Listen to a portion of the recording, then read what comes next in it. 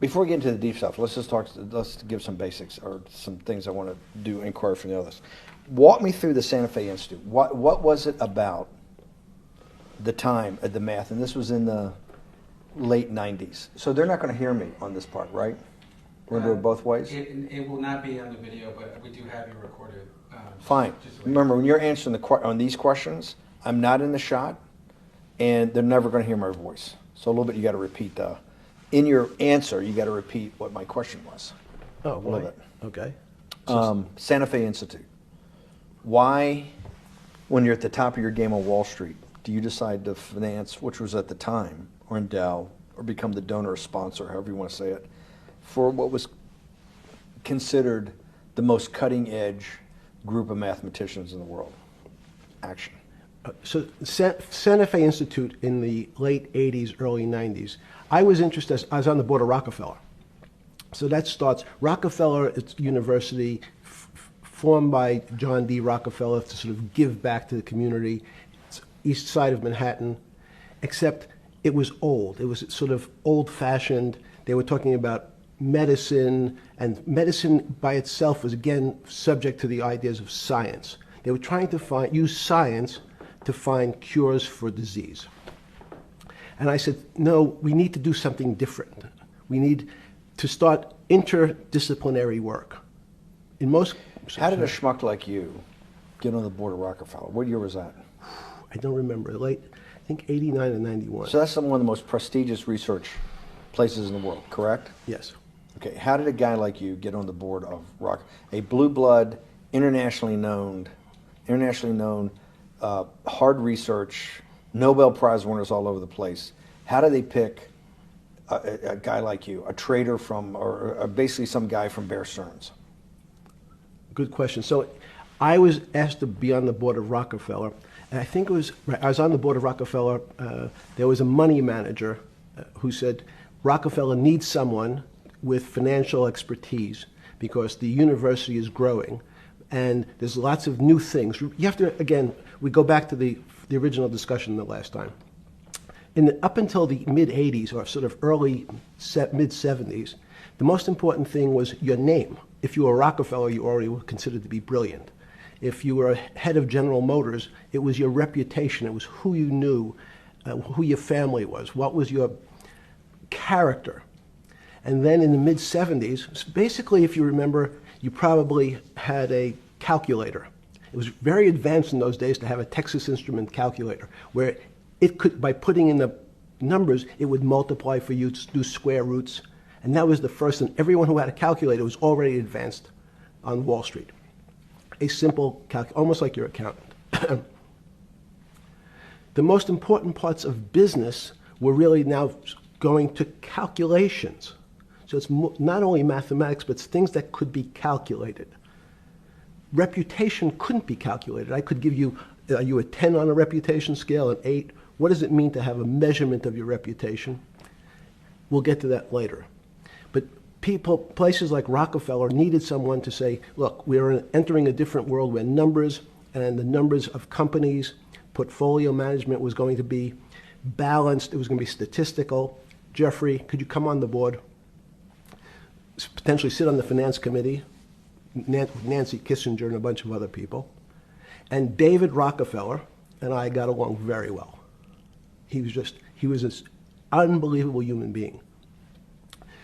Respectful to everyone. He introduced his driver as his colleague, not his driver. He would never say, this is my driver. He said, it's my colleague. And David started to explain to me world politics.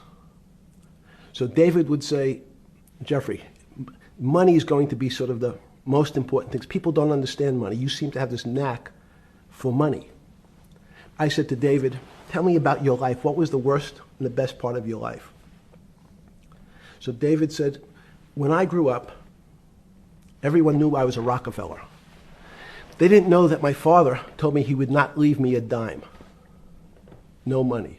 But every time we went out to eat, me and my 5 friends at school, they would leave me the bill. They would expect me to pick up the check because I was a Rockefeller. And he said, I was chairman of Chase Bank. And he said, I remember like it was yesterday, one of the headlines in Time magazine said, David please fire yourself. So he thought that there was a world that existed that would be a combination of both politics and business and leadership. What do I mean? He formed something called the Trilateral Commission.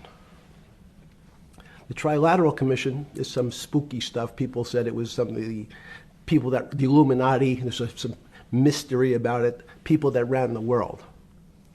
It was politicians, but David said most countries, the politicians get elected for 4 years or 8 years, separate from the royal families in England or in the Middle East. Someone's there for 4 years and then they're not there anymore. The most important people to have stability and consistency would be businessmen. So he formed this Trilateral Commission of businessmen and politicians from 3 major continents. So it was the North Americans, the Europeans, and the Asians. So he said to me, would you like to be on the Trilateral Commission? Now, I was 30 years old, 32 years old. I said, great. And he said, well, you have to fill out this application so they have your bio. And I looked at the list of people, and it was Bill Clinton, former president of the United States, Paul Volcker, every great leader in America, the Asians, the Japanese, and with a very long description of their history. And they asked me to fill in what I would like to have written. And I wrote Jeffrey Epstein, comma, just a good kid, which I thought was funny, nobody else did. So to answer your question, at that time I recognized around the world that monies and currencies were not really well understood. But again, it was only numbers. So numbers, and I'll get to the fact that it was bad thinking. Numbers are very good. Are most people that you meet, even on a Trilateral Commission, when you meet most people, do you find most leaders financially illiterate, economically illiterate? Most political leaders don't come out of a background of finance. Most political leaders come out of a background of being popular. So in some of the countries, in the African countries, for example, they might have been a military person. They were a general. In some of the African countries, they might have been a disc jockey. Or in our country, they would have been an actor. The knowledge of money they don't have an expertise, they have no degrees in finance. They really, and this is one of the major problems, their expertise, if they have any financial knowledge, is of their own checking account or bank account and filling in their own taxes. So many world leaders who don't really have a financial underpinning make fundamental errors when it comes to money on a country or institutional level. Let me give you an example. If you, Mr. Bannon, if I said your assets increased last year, you'd say, that sounds pretty good. And I'd say, what does that mean to you? You'd say, well, I have more money. I guess I'm wealthier. I'd say, yes. And if your debt increased, would you feel wealthier or poorer? You'd say, well, I don't want to have increased debt. I don't like the idea of that sound, increased debt. Now, that and world leaders understand when their assets go up, they feel better. However, institutions like banks, things that people don't really understand are financial underpinnings of banks. When I say your bank, Mr. Bannon, you have the Bannon Bank, you doubled your assets. Sounds good, but what does it really mean? It means people owe you more money. You don't have any more money. What? Yeah. A bank's assets are how much it is owed by other people. That's crazy. So if the bank goes from $2 billion of assets to $10 billion, it means people owe it an additional $8 billion, but their assets have gone up. So the terminology of assets and liabilities is different for banks. It's not natural. And what most people, and you ask questions about world leaders, there's many people, I think your old boss Mercer understood, there's a fundamental part of money which is called fractionalized banking. And fractionalized banking is something that finance people understand, and the people on the street, and when I say people on the street, that's where I was when I started on Wall Street, would find it impossible to believe. Impossible. Why? Bannon Bank, I give you $1, just one single dollar. In our system of banking, I would say, okay, Steve, I gave you $1. How much could you lend out to your friends? And your natural reaction would be probably something less than $1 because I want to keep something in my pocket.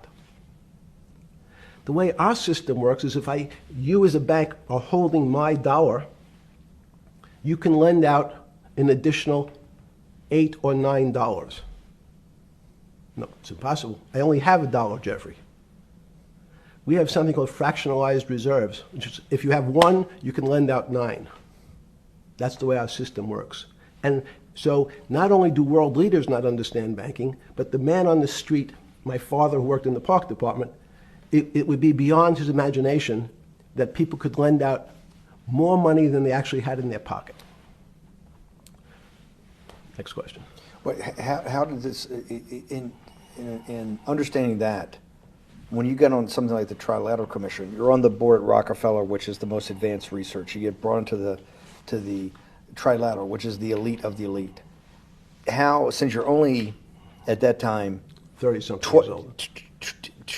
8 years from teaching at Dalton, right? You're Dalton. No, 10 years. 10 years teaching at Dalton. Yes. Walk us through. I mean, put us in the room. Walk me through exactly what it felt like. What it felt like being on the board at Rockefeller. You got these Nobel laureates, and you're sitting there making decisions, and you start to meet these people at Rockefeller. Now you start to meet these people at the Trilateral Commission. What did it feel like? It's a great question. So what does it feel That's like? what I'm in the business of asking. Yeah. What does it feel like meeting some of these people like Kissinger or Rockefeller? And those are two extraordinary people. But in general, I think the question, the people on Wall Street, I tell the story, the first day, one of the first days when I was in Wall Street, someone said to me, would you like to buy ATV? And I was looking in the brochure, and I couldn't figure out what stock had a symbol of ATV. And when I finally said, well, I can't find it, and they said, what's the matter with you? Do you want to buy ATV? Which is, he was selling hot televisions, stolen televisions from the floor of the American Stock Exchange, referred to in common parlance as the televisions fell off the truck. So I knew what that phrase meant from Coney Island. But what I found was most people, be it in business, in normal life, or in the world leaders, don't really understand money. It is something they think about. They have a sense of what it is. They certainly want more of it. But they also make statements like, we want more money, but we don't want more debt, which just shows a misunderstanding of what money at its core really is. So most people don't, they want to make it, they want to save it, but to understand it intimately is not a normal characteristic. At the first Trilateral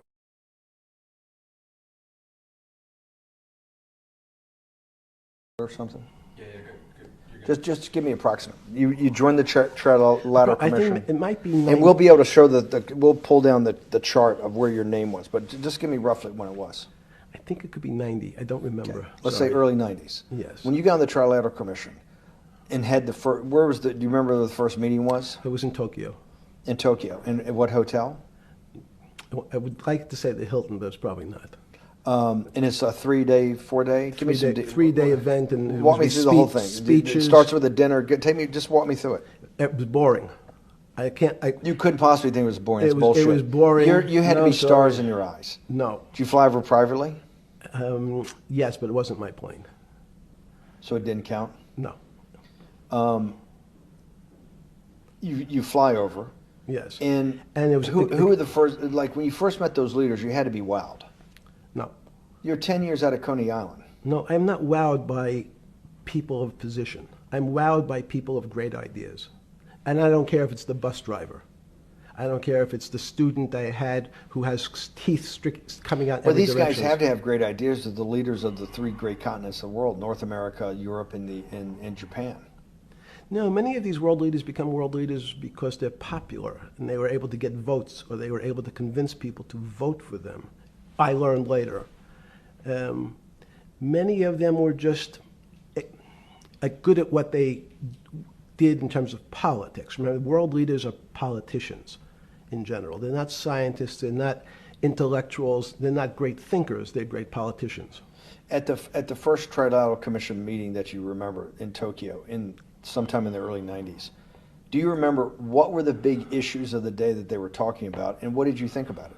Yeah, in fact, it was funny because they were talking about inflation, and they were worried that what would happen, how do you control inflation? And as a mathematician, I didn't understand the concept. I don't understand the concept today. How's that possible? Well, when you talk about most things to do with money, money is meant to be local. It's US dollars, then I understand what it means. If inflation, it means my dollar today inflates, and it doesn't buy as much as it did a couple of years ago. The prices go up. It seems that everything is great, but in fact my dollar is shrinking in value. If you, and you're the financial genius here. I'm just a lowly M&A guy. Sure. If you let me finish the thought. Go ahead. So if you're in America, you can feel inflation. Your salary's gone up, but you can't buy the same car. In fact, it starts to feel weird because the value. That's why I wanted to ask the question then. This is my point. Sure. The people who live and breathe this, the central banks, have been haunted by the specter of inflation since the late 70s. Yes. First off, tell our audience, how did that happen? The two great financial events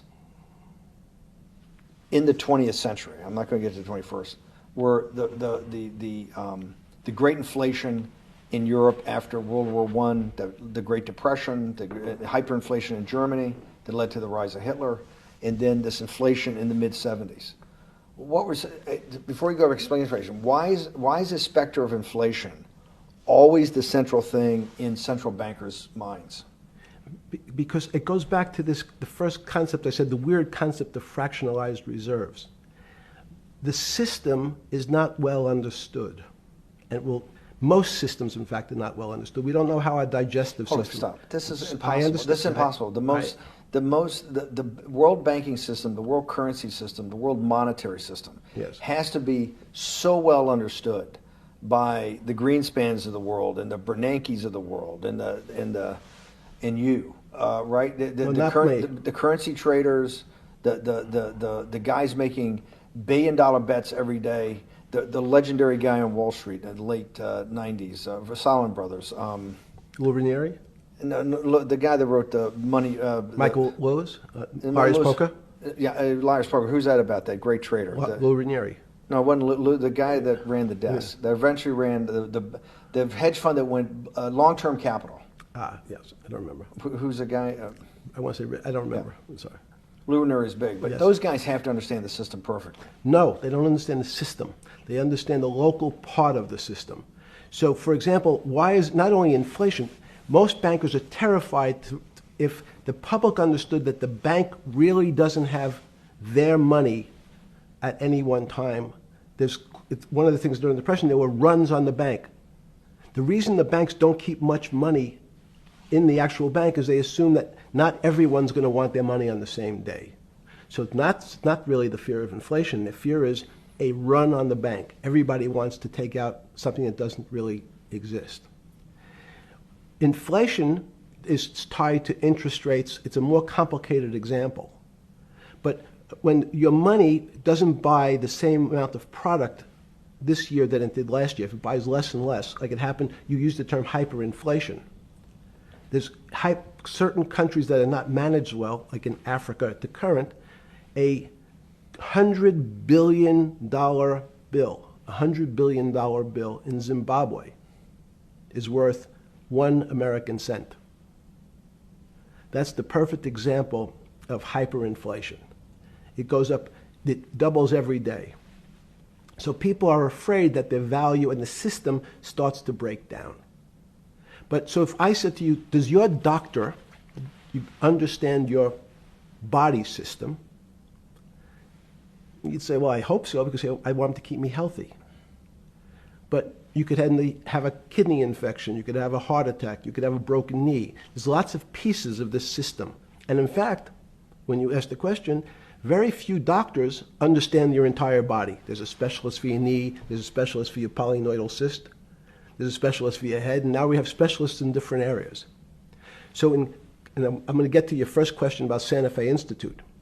The world economy and your body are both comprised of little systems interacting with each other and making one big system. This is what's stunning for all the little guys out there, the populist movement, the little guys that haven't had a pay raise in 30 years. They think that these elites, have everything. The guys in the room making the decisions, the party at Davos guys. You're sitting there, you don't think many people today really understand the complexity and really all the moving pieces and how they interconnect to the world's financial system. No, not only don't they understand the complexity, and that goes back to Santa Fe Institute was an attempt of trying to see if there was a way to mathematize, formularize, or algorithmically understand what the term complexity means. That goes back to the original question. Complex systems are complex by definition. But there's not necessarily, it's not one level of complexity. We might say, well, our fingers are complex, the movements, the muscles of our hands, but it's not as complex as the blood system. Now I have a circulatory system. I have systems on top of systems, so that there's no one group or person that really understands the way the body works. There's no one group that understands the way the financial systems work. You might understand U.S. bond market. Now, you've asked about the trader, long-term capital. That was a bond fund, very small part of this very complex system. So the goal of the Santa Fe Institute was to see, is there a way to get in, somehow understand how complex systems interact? Fast forward, Steve, to today, where Google and these other engine companies, the other tech companies, are trying to build artificial intelligence. The strangest thing that they've found, one of the strangest things, is that the systems that they design, this artificial intelligence, which a lot of people have heard about, is they design a bunch of systems. They're called neural nets. The term simply taken out of brain work, neurons in the brain. Nets because they actually look like a net. They put in some inputs. The computers work, spit out an answer. Sounds normal to you. It's because you're thinking about that calculator you had in 1976 on your desk. When you ask the person who designed the system, how did it come to that answer? How did your neural net, can you show me the calculations? They say, no, we don't know. We don't know how the thing we designed actually came up with that answer. That's pretty strange. They take the same neural net now and they put it in front of a video game. No learning, nothing. They said to the computer, they say, sit in front of your video game and learn how to play. It seems the computer learns better than any human in history, faster than any human in history, beats any human in history, but when you ask the designer how did it do it, no one knows. It just did it. So that's the first little touch of things that we already have gotten to a place where we don't understand it, and we built it. On Sunday afternoon, September 14th, 2008, where were you? Sorry? It was the night they put Lehman Brothers in bankruptcy in London. I was in jail. Seriously. Yes. So the financial crisis of 2008 happened when you were in jail? Yes. Oh, this is going to be so amazing. This is going to be so amazing. I take it you didn't have your Wall Street Journal dropped off to you in the morning, your Financial Times. No. How did you hear about because I want I forgot about this, but yes. I'm trying to get, this is going to be amazing. This is, let's go back and do that again. Sunday afternoon, because I want to find out about people, the geniuses understanding the complexity of the financial system. Because I think the best example we have is the financial crisis, the crash of 2008. Sunday afternoon, September 14th, I think it was, 2008, is when they were working feverishly in Midtown Manhattan at the Lehman Brothers offices and at various law firms around town, and with the Secretary of Treasury in the Federal Reserve, what they're going to do with Lehman. They decided they weren't going to save it. And so they prepared to put it into bankruptcy at the open of the market in London the next day. How did you hear about what was going to happen to Lehman Brothers, and what did you immediately think when you heard that it was going to be put into bankruptcy? I'm glad you asked that question. I was in solitary confinement September 14th. And again, some of the public stories about the wonderful time I had in jail and my work release, which didn't come till months after. I'd been there since June in an 8x10 cell with a bed in the back, a 6-foot bed in the back, a chrome sink with a toilet attached to it, and a little piece of metal sticking out that was supposed to act as a table. Now, since I was in jail, there were no books. Why? There's no library. No library, but you're in jail. No, I was in jail, not prison. So in jail, I was in a place what's called the Special Housing Unit, which is for the roughest, toughest, meanest people. They had put me there, they said, for my own protection. So I was in a 8x10 cell with a little slit in the door where they would serve my food on a tray about 9 inches by 4 inches. And then as soon as I finished eating, they would take the tray and close it down. And one of the guards said, do you understand there's Wall Street's crashing. I'm worried about my pension fund. What should I do? And I said, sorry, Wall Street's crashing? What's happened? And he said, there's some crisis and some companies are going bankrupt. I said, are you sure? And he said, yeah, it's all over the papers. We're all terrified we're going to lose our life savings because we have either a 401k or our pension funds. We don't know anything about money. Mr. Epstein, can you tell us, like, what's going on? Am I going to be able to afford my children's education? Am I going to be bankrupt like this company called Lehman Brothers? And there's another company in the front page today called Bear Stearns. Oh, no, I said. Why? Because that's the company I was a partner in. And in fact, that was a company I had a very large investment in. So, as a great story, I didn't have my Wall Street Journal, but in the early mornings, you're allowed to make 2 phone calls, collect. And when you pick up the phone, you can dial a number, and when the person picks up, they say, you're getting a call from the Palm Beach County Jail. Will you accept reverse charges? And the person either says yes, and the call goes through, or the person says no. The person I had called was Jimmy Kane, the president of Bear Stearns. And I said, tell me what's going on. And so that my knowledge of the financial crisis happened with Jimmy, who was at the center of the storm, telling me about what Lehman had gone under, and they were trying to figure out a way, should they bail out Bear Stearns?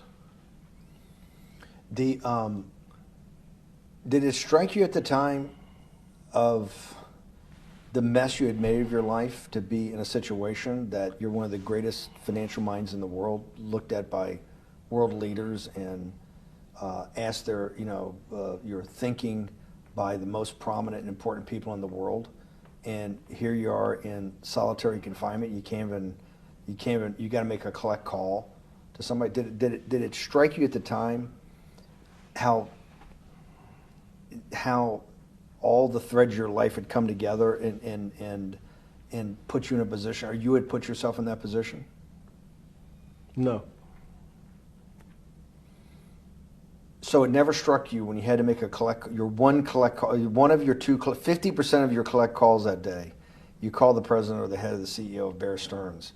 The biggest financial event in your life is taking place, of which one, every important person in the world would be seeking your opinion. Number two would be a once-in-a-lifetime opportunity to apply your craft. Number three, it would be a once-in-a-lifetime opportunity to make money if you were smart, and obviously you're smart. You're telling me here, truthfully, that it never hit you at all of how you'd ended up in a place where you had to make a collect phone call from a jail cell that was 6x9 with a steel bed and your food being passed in through a slot. The question you want to ask is, who was the other call to? Okay. Who was the other call to? The other call was to my friend at J.P. Morgan, who was then, I didn't know it at the time, trying to buy Bear Stearns. So at one point, I had two phones. It was difficult because they're afraid people are going to hang themselves with the phone cord. So they don't actually come together and they're pretty short. So I was actually going between two phones talking to Bear Stearns and J.P. Morgan at the same time. So I found it amusing. And it never struck you about how to end up in a situation like this? No, that would be probably means I would be too self-aware. You can't possibly expect me to believe this. I know. I don't believe it. You're telling me that during that day, you never had a moment. You sat there and go, what the fuck have I done with my life that I'm in a 6x9 jail cell when I should be on a trading desk, or I should be in my $250 million greatest townhouse in New York City, taking calls from the king of Saudi Arabia, the president of China, the head of Russia, the president of the United States, to save the world's population from a financial debacle. You honestly expect me to believe that that never happened? You're suggesting I was sort of somewhat depressed, and how could this happen to me? I'm not saying depressed. I'm saying a moment of awareness of how could I get myself into this situation. No, I would just say how strange that this happens. Just, it's strange. I'm wearing a jumpsuit and flip-flops. What color was the jumpsuit? Brown. Brown. Brown jumpsuit. Yes. I notice I don't see you in a lot of brown. No. Brown jumpsuit and flip-flops. Flip-flops, yes. With no access to books, no access to newspapers, no access to anything. You had lived on information. Except my Almond Joy bars. I had extra Almond Joy bars. Did you eat Almond Joy bars and things like that because you're afraid of what the cooks did to your food? Yes. Is that because of that you were in for the crimes that you were in for? No, it was just in fact, I was. Is it because you're wealthy? Yes. How did you know that? Well, people would constantly come if I was passing by or have to go for my medical. People would either ask to borrow money or make some other types of comments about. In the beginning, what were the comments? At the beginning, what were the comments?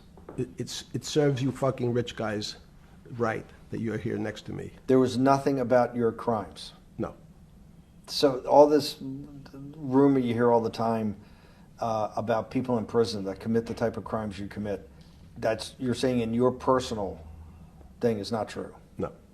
It was all because you were rich. Yes. And it was all because they wanted to borrow money. Or get advice. Yes. Wait, they get advice to go long. Yes. You're telling me is this time to buy? You're telling me in solitary confinement they're interested in going long. Yeah. They want to know what does that say about human nature? Well, what I think the people find, one of the reasons they wanted to keep me in solitary confinement was they're afraid that everybody would want to know which stocks to buy. But what happened was, after this crisis, now it's on the front page of every newspaper. I don't want to lose this day. Sorry. When you first heard that, was it Bear Stearns had been kicked into bankruptcy, 6 months before? No, this is the same time. This is part of the same deal. I thought no. Bear Stearns, they saved Bear Stearns and didn't save Lehman Brothers. That's right, it. they let 6 months Lehman- before they had bailed out Bear Stearns. But Bear Stearns was still a zombie, A shell of its former a self. former self. But they had, quote unquote, saved it. They admit, why did they make the decision in your mind? Why did Hank Paulson and Bernanke, what's this concept of moral hazard? Explain to the audience what moral hazard is, and why did they save Bear Stearns 6 months before, and why did the smartest guys in the room decide not to save Lehman Brothers? It's a good question. The real issue is I'd have to go back when you have these systems to the way your doctor responds to any type of emergency in your body. If they might decide to save your kidneys and let your gallbladder go because the gallbladder is less important to your overall system. If at that time, even it's not that long ago, the boogeyman was when said, well, what really happened? Jeffrey, what really happened? What is this financial crisis? And, some of the progressives and the right wing blame it on the banks. It was the banks' fault. And it's the fault of this very esoteric, unknown concept of derivatives.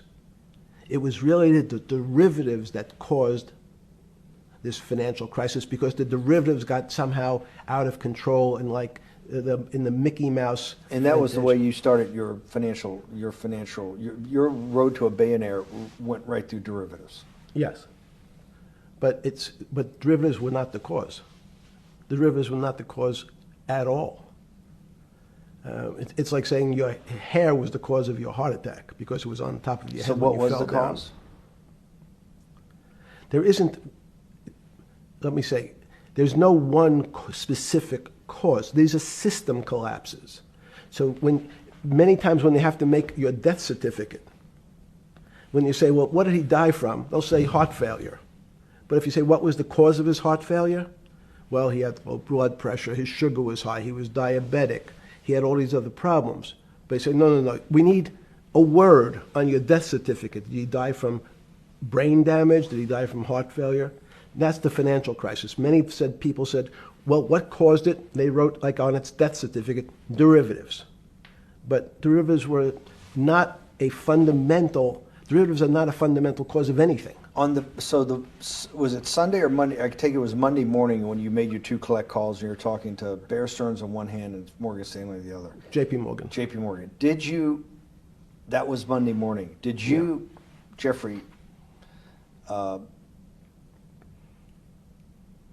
being one of the financial geniuses in the world, did you understand what Lehman Brothers going into bankruptcy, the domino effect, that by Thursday the financial system would be under such extremis that if it didn't have $1 trillion cash infusion in the United States, it might collapse? Did you know that at the time? Did you view that at the time? Yes. You did? Yeah. Why? Again, I don't want to bore you or the audience with the idea of it's a medical procedure, but you had system failures. So you'd recognize that if I said to you, did you realize when your father was on the ground and he was clutching his chest and he couldn't breathe, it was a bad situation, he could die. That's how I saw it. Did you immediately think about the commercial paper market? I mean, the mechanical triggers that actually you had to blow through these circuit boards. Did you know the circuits? Did you understand the circuits?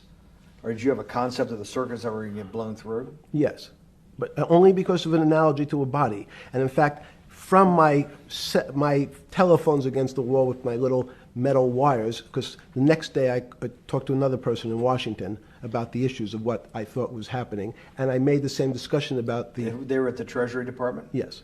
So in a 6x9 cell in... The phones were outside the cell. In Palm Beach County, California? West Palm Beach, Florida. West Palm Beach, Florida. This was your juice diet. West Palm Beach, Florida. West Palm Beach, Florida. West Palm Beach, Florida. You're making a call to Washington, D.C. to talk to some deputy secretary of Treasury. Someone in Treasury. Right. Someone in Treasury. Right.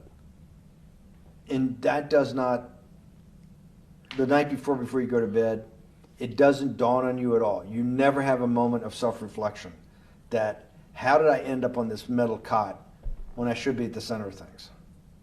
No, I had a telephone. So I said, I can talk to, it makes no difference where I am. In fact, I'm still talking to the same person if I was at my home in Palm Beach. But I'm the here in difference is you're jail. home in Palm Beach. I can dial my That's a own phone. That's bullshit. No, but you can also make 1,000 phone calls. Here you got to make one, and he's got to take. Think the how much judgments. better that was. I had to decide who was the right person to call. That was unusual for me, because I would have called 20 people And before. what was the advice you gave? I said, you have a sick patient, and it's very much like a sick patient in the emergency room. You can't think about it like your car. People in normal walks of life think about money and things as a machine. And unfortunately, so if your car breaks, cars are always easy to fix. My jets, my cars, if it breaks, I know it can be fixed because it simply follows the same pattern. If this part breaks, you replace the part and the thing works again. People and the financial system are not machines. They can't be fixed the same way. You can't simply take out put some more juice into the commercial paper market, and that's like replacing the carburetor on the car. It's much more, I have a patient who can't breathe, has a stomach problem, can't see, looks bleeding at the same time. What do I do first? I have to think about it as a system. Where's the most logical place? What's the most dangerous place? If your heart stopped, we have to start your heart again.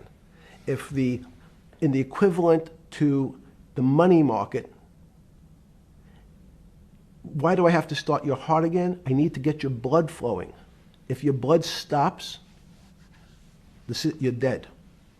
If liquidity, which is the equivalent of blood in the financial system, dries up. Once liquidity is basically cash, putting cash into the Forget system. about what it is. Okay. Liquidity is liquidity. It allows the system, it's the blood of the system. You need to pump blood hard into the body of the economy to keep it flowing. And if you're, especially when you're worried about someone dying, you're not going to be worried about the niceties of, well, you got the shirt dirty and there was some damage. Pump in that blood, keep that heart When you pumping talked to the person in Treasury on Tuesday, the 16th, did you get a feeling as you were sitting in your 6x9 jail cell in West Palm Beach, Florida, that they were on top of things? No, you can't. It's impossible to be on top of things. There's no such thing. It's, again, the doctor watching the patient die. You hopefully have some confidence that he's seen it before. He recognizes that there are some steps he has to take first before he bandages the guy's finger or worries about what shoes he has on. So you hope that the people in charge, your doctors who are working on the emergency patient, have enough experience and, frankly, judgment to try to keep the patient alive. Did you think that they had those things, patience and judgment? They had pretty good judgment, and you needed a lot of luck, just like in the dead patient. You need to, hopefully you put that blood in and it's not too late. And you make some mistakes, but you have to know you're going to have to give it a shock. In the run-up to the September crash of 2008, Yeah. I guess you weren't occupied with finance. That whole summer, how long had you been in jail? Went to jail June 30th. So the entire summer. Yes. Before you went into jail, you were still very active in the financial markets. Yes. When you say active, you trade currencies every day, you trade stocks every day. When people, I don't do any. someone like you, or you give advice to people to trade stocks or trade currencies. I don't trade every day. I think that's, like Woody Allen said, you can't beat the bank. So I try to pick my spots. George Soros picked his spot when the pound collapsed. This would have been a great money-making opportunity that passed me by when I was in jail, but that's not how I think. In the run-up to that, in the spring of 2008, that's when Bear Stearns got in problems, I think, in the spring of 2008, and they decided to bail it out. Did the Bear Stearns guys talk to you for advice at that time, when the big crisis in Bear Stearns? No, but see, again, unbeknownst to most people, and it's easy to blame people for the financial crisis, like you'd blame someone for giving your father the drink before he had his heart attack. But what really happened, the real enemy of the finance system was Bill Clinton. And if you ask me what and who caused the financial crisis, I would tell you it was Bill Clinton. Because of what Bob Rubin and he did to deregulate the financial system? No. Because as of the last time we had our 60-minute interview, you talked to me about home ownership. and you asked me whether everyone should own a home. And I told you, no, it's too risky. So the financial collapse of 2008 is because of hardworking African Americans, Hispanics, and whites who wanted to have a ownership stake in the society that all rests on their shoulders. They're the culprits. No, not at all. Okay, then I didn't say they were the culprits. I was pretty clear it was Bill Clinton. Okay. Why was it Bill Clinton? Because Bill Clinton wanted to get votes from those people. And he sold them the idea that instead of renting in a house, and historically the values of houses have gone up, and he said, you guys in these local communities who haven't been able to afford a house before, I'm going to show you a way. I'm going to give you a way because I'm sure I'll get your vote that you can own a house because I want your vote. So what we're going to do is I'm going to let you buy a house, Mr. Bannon, when you really, you're right on the border, maybe, or not even on the border. Your credit is not good. Okay, let's be honest. And it's not my fault, it's not Bill Clinton's fault, but whatever happens, at the moment your credit score or whatever it is, your credit's not good. Now, normally, you come to me and want to borrow money, I'm a bank, and I say, I'm sorry, Mr. Bannon, I can't lend you money because your credit score is not up to where it needs to be. Hopefully, if you work harder and clean up some of your problems, it will be. But no, what I say to you is, I'm going to figure out a way to lend you, not give you. I'm going to lend you money anyway, though you don't have a good credit score. And don't worry, I'm going to get rid of the term that you don't have bad credit. Bad credit sounds pejorative. You don't want to be a person. Sounds judgmental. Yeah, sounds judgmental. So what we're going to do is we're going to call your credit situation subprime. Oh, nobody knows what that means. Subprime. That means prime is good credit. Subprime is not good credit, less than good credit. So we'll call it something that people really won't follow, and we'll tell you what. We're going to have people lend you money, though you are a subprime borrower, and I will figure out some government agencies to guarantee your loan, though I don't think you're a good risk. So the banks say, no, no, no, we don't want, initially, the banks said, sorry, this is too risky, Mr. President, for us. We're in the business of managing risk. It's not our money. It's the hard-working people's money sitting in our bank. We can't lend to people whose credit is not prime. You're asking us to lend to people who are subprime. And he says, here's the key, if you don't, Mr. Bannon, I'm going to make sure the Justice Department charges you with discriminatory lending because you refuse to lend to my subprimers. In business terms, you should never lend to. But what we'll do is I'm going to form an agency called Fannie Mae and Ginnie Mae, just another agency names. They'll guarantee your loan. So don't worry. Don't worry. You don't have to pay it back anymore. Even though and maybe you don't even have to work as hard anymore. That's probably a harsh statement, but these players, these two big firms, Fannie Mae, will guarantee the fact that that bank will receive its money. Now, the bank says, wow, best deal in history. I refused to lend to Mr. Bannon, but now he has the big brother, his Uncle Sam. He went to his Uncle Sam, and Uncle Sam says, I'm guaranteeing it. The bank says, I want everybody. Give me as many people as you can give me, because Uncle Sam is the best credit in the world. Not only it's the United States government. We'll take it all. We'll take as much subprime as we can handle. because it's the best investment for the moment. It's a strange investment because it has politics that has inserted its way into the numbers. Politics doesn't belong in the markets, but now we're going to have, I want the votes, we'll make guarantees that you who can't get a house normally will be able to get a house from the bank. The bank says, this is the best deal in history. We will package 100, 300, 1,000 of you subprimers, and we'll sell it off to somebody else. And the whole system becomes mired in subprime mortgages. That's becomes the What do issue. you mean mired? There's just too much supply. It's a supply-demand problem. You get too much supply. No, it's a very good question. What does too much supply mean? Well, then you get to people, go back to your first question to me, government leaders. Government leaders know if they're good, and they can do mathematics, they can balance their checkbooks. So certain people in Congress said, well, how do you value these subprime mortgages? The banks say, we've been valuing them the same way we've always valued them for the past 20 years.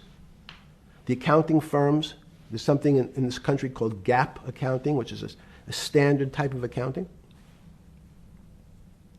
And we account for them the same way we've always accounted for them.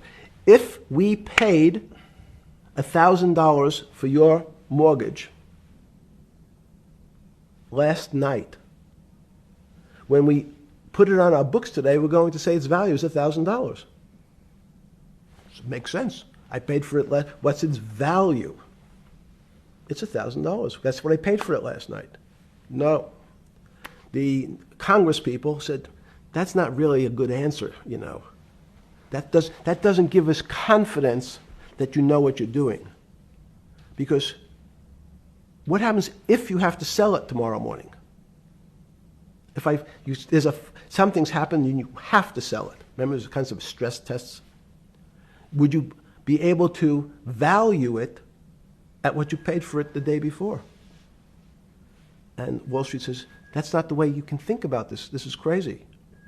We always value things at the cost from the day before. And they changed the accounting method, in essence, to say not what it was worth yesterday, but if I have to sell, what would it be worth? That's impossible. So what happens is every bank now has to value something they bought yesterday at lower than they paid. Never before in 20 years did they have to do this. So something they bought at 1,000, on their books was 1,000, is now 990. That starts to, you asked the question about what did I start to think about. Something's 1,000 and 990, this person now has to value it at 980. When did you first start to get nervous? Understanding Bill Clinton in all this. Did you change glasses? Yes. Okay. I changed shirt. I saw that black. Are you okay with the... Yeah, great. I think we're going to have all kinds of changes. I'm experimenting. Yeah. Okay.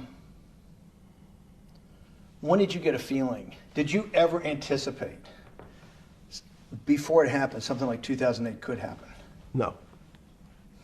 How could that be? It's the word, I can beat it to death, is that it's very much like would I anticipate I'll have a heart attack tomorrow? Unlikely. Was 2008 a heart attack or a stroke? Debilitating? It's a better, it was both. But why was it both? Because in fact, as I said, the blood was getting dried up in the system, and the head, which is sort of the central bank, wasn't working. So to some extent, it was a combination. It was a crisis. Did you see that building up over time? It's always been lurking in the background. I mean, if you have an older parent, would you say it's possible? Did you anticipate him having a heart attack today? No, you hope things are going to go better and maybe they'll fix it up. The system was getting too complex, and it wasn't based on derivatives, because what people keep forgetting, and as I was just explaining, Wall Street, and in many professions, including Wall Street makes it sound complicated. They don't want the little guy to understand what they do because they make so much money and they don't do very much. So they couch it in words like derivative and stock options and commodity futures and different types of contracts. It's all fairly, everyone is capable of understanding it. It is not complicated. But Wall Street, because they make so much money from doing fairly simple things, needs to make it more complicated than it really is. We had a very big recession in the early 90s based upon real estate and Japan basically imploding. Let's again, Okay. you had a recession in the 90s. I don't know what it's based upon. It's always interesting to look back and say, separate from there's certain triggers, like there, in the 70s there was a... What do you think it was based upon, the 90s downturn? It's clearly there was a huge downturn. No, I know there was a downturn. That's what I know for sure. I don't. That's a fact. That's all. Everything else is sort of speculation about why did he have that? I understand that, but Sorry. there's some speculation that has 0% probability of being true, and there's others that have 90%. In the range, when you look at the range of alternatives of what could have caused it in 90, and what I'm trying to do is get you all the way up to 2008. Look, Sure. you're the smartest guy in the room, right? You know that. Do you think there's anybody in the world today? Oops, this is going to be a bad question. No, but do you think anybody in the world today, the Alan Greenspans, the Bernankes, is there any central banker you know, any partner of any Wall Street firm, any guy running a trading desk, and I would take it that would be, or anybody at a Larry Fink at BlackRock, Steve Schwartzman at Blackstone, the top 100 financial guys, and let's throw in a couple of Nobel economists, and let's throw in the best professors at Wharton, at Harvard, at Stanford. Do you think that there's anybody that understands money or understands the world's financial system as good as you? There must be. But it doesn't come to the top of the head. No. Okay, fine. Now Is that that I've gotten that, let's go back to 1990. In that arc from the fall of the Berlin Wall to 2008. Good. We started with the implosion in Tokyo of the Japanese economy, Japanese financial markets. We had the huge run-up in internet stocks, right? We had the implosion of that in 2000. The bankruptcy of Drexel Burnham in 90. Mm-hmm. Implosion of Japan, huge run-up in equity markets for the internet, implosion of the internet in 2000, 10 years later roughly. Mm-hmm. And then this run-up through the Iraq War and all that, the run-up to 2008. Every 10 years, it seems like, we're in some sort of 10 years before the 1990s was the 70s. You sound like an astrologer. Okay. And not a finance person. You're supposed to be a mathematician. It just seems to me a pattern of every 10 years. That's misleading. That's exactly right. Okay. Because people like to see patterns. People like to see patterns where there are none. So a pattern of a financial crisis every 10 years is just in my mind. Yes. Long-term capital that had to be bailed out back in the late 90s when everybody panicked. And that wasn't that bailout today would look small, and it was $5 billion or was $30 billion. Businesses fail all the time. But long-term capital, the Federal Reserve stepped in. But I'm saying people go bad. Things go bad all the time. Yes, you're correct. The audience is watching this, the little guys, they go bankrupt all the time and nobody gives a shit. You know why? They're a little guy. But when long-term capital management goes bankrupt, or Bear Stearns goes bankrupt, or Lehman Brothers goes bankrupt, people care because it's an unfair characterization. Why do you say that? Because again, it's the complexity of the situation. If you think about you have a complex system. You have your body. Now, in fact, the little guy is my finger. This is. And Bear Stearns is your heart. That's correct. The banking system is my heart. The system, I can't risk my because remember, it's not only my. You haven't been able to name. Hang on. You haven't. Hang on. No, hang. I was trying to hang. I wanted to see if the hang on worked. No. You haven't been able. You're not good enough yet. You're like junior wizard trying to do it. You haven't. Yes. I'll say, since we can't name another guy that's as good as you. Now, there may be a couple out there. You're not bragging. You're humble. It had to be sometime. Please tell me there was some time before you went to jail and basically got cut off from daily information in the summer of 2008, that you started to get very nervous that this complex system, that something was deeply wrong? Okay, first, let's go back. When I say no one understands the system better than I do, it doesn't mean I You always understand. sound like a doctor. You're afraid he's going to get sued for giving a thing. Yes, you're not, no. gonna, you're No, not no, taking no. on any liability. There's no contingent liability here for Yeah, your no, answers. no. But the word understand is the problem. Okay. I don't understand the system. So I don't understand the financial Will you system. please stop? You cannot sit here and Yeah, tell me. no. What we just went through, I'll go through again. The hedge fund managers, the money managers, the central bankers, the commercial bankers, the heads of the investment banks, the heads of all the trading desks, the top economists, and I'll throw in the business school lecturers at Stanford. Of all the top 200, 250, you can't name at the top of your head the guys are at least at your level. You have to understand it somewhat. No. Sorry. We all don't understand it. No one understands it. It's a miracle. It's that's part of the problem. It's impossible to understand. That word understand simply means if this happens here, that will happen there. It's predictable. Understanding means it's predictable. It's not predictable. That's the problem. In complex systems, that was the fascination. Is there a way to tease out some level of predictability? So even No. In fact, you would ask the question. It's a great question, which was it a stroke or a heart attack? Now, most people don't know that before they were going to have a stroke, they had a stroke. They just have a stroke. Do they understand why? In hindsight, you go back and you can make lots of explanations. It might sound good. And if you're talking to the working man, you're using language that he'll never understand. It's complex. So he, just like going to his doctor, he says he has a gastrointestinal problem, or he has diverticulitis, as opposed to saying, you had a stomach ache, you ate bad food. People don't like to say it in normal, everyman terms. The system had a stroke, and we don't know why. But you just, okay. Hardworking people, and there's a great social benefit, would you not agree, with having people having ownership in the system? When you say ownership in the system, it doesn't mean... Let's start over. Cause Okay. So flip Sorry. over your phone too, because Yes. I don't want anyone to see Yeah. on your phone. So maybe flip it down or something. Yeah. Yeah, who knows what the fuck comes up with that phone? That's correct. We don't want to send you. KSA. I can't not believe I've got the magic moment when you're in fucking prison or jail, wherever the fuck it is, It's in crazy. solitary. Now, there's a funny part to that we missed, which is So said... go ahead, tell it. The funny part is what you asked me... Is there anything funnier than that? No, For black humor, I don't make any black comments. Sorry. You asked me what I was wearing. That's right. You're too wrapped up in the Me Too movement. Yes. So I was wearing a brown jumper and a brown pair of pants given to me by the jail with the word trustee on the back.